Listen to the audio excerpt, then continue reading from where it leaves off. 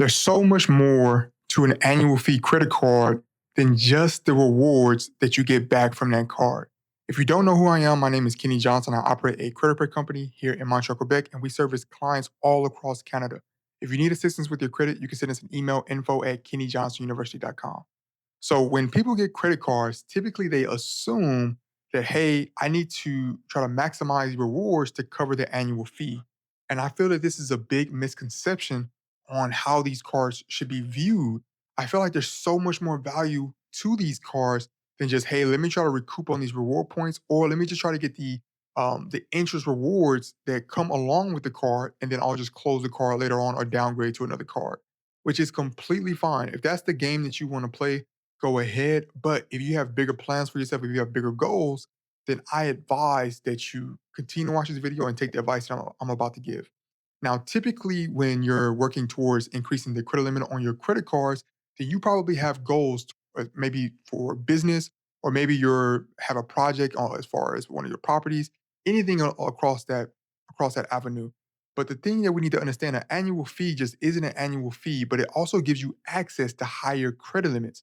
And if you watch any of my previous videos, something that I'm constantly advising is that we work towards those credit limit increases that we could do every 6 months. And so a lot of people ask me, well, why can't I do it every single month? Well, the reason why is because banks have a criteria that you need to fall into. And so they have this window of every 6 months that they need to be able to pull your credit report, and it's typically a soft pull. They need to be able to pull your credit report and analyze it and see if you're still worthy of lending credit to, or if they need to make any adjustments to your account. And so this is that window. They operate every 6 months. And sometimes this is when you're receiving those offers. You may not realize it, but usually some banks will proactively contact you and say, hey, would you like to accept this credit limit increase or something along those lines? Typically, with me, for example, I've experienced this a lot with BMO. Usually, when I'm at the 6 month mark, because I keep a calendar in place to remind me of when I need to reach out to them, what I'll usually do is I'll put it on my calendar and I'll contact them. I usually, literally on that day of the 6 month mark, BMO will have something in my inbox offering me for a credit limit increase. And so, if I have a $120 annual fee, but every 6 months I'm having a credit limit increase of $4,000, then you do the math. It's most definitely worth it to have that annual fee. But it only makes sense if you're taking on this strategy. If you just have the credit card sitting in your wallet and you're just paying the annual fee, you're not redeeming any of those rewards, or you're not again increasing your credit limit, then it doesn't make sense to have it. But if you're trying to build capital to leverage at a later date, whether that's for business purposes or personal purposes, then you want to take on this method. Because, in my opinion, I am building a relationship with that bank every 6 months. I'm building a stronger relationship with that bank every 6 months.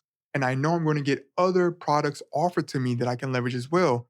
Because you can start with a credit card and then you can cross over into a line of credit. I've seen this with my wife fairly quickly. She had started out with a secured credit card. She worked her way up to an unsecured credit card, and then she had that unsecured credit card for around 6 to 8 months.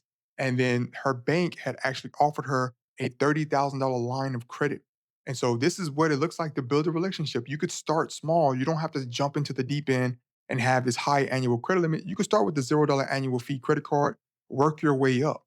But if you do the math, if the math makes sense, then it's worth doing. So that's all I have to say about annual fees. I would highly recommend you review the cards that you currently have. Which ones have an annual fee? Which ones do not? Here's a plan that you could put in place. All of your credit cards. I would list all of the credit cards, and then I would set a date on when I want to contact my bank and request a annual credit limit increase. If I do not get approved for the annual credit limit increase, it's not the end of the world because there's no hard inquiry pulled on your credit report for that request.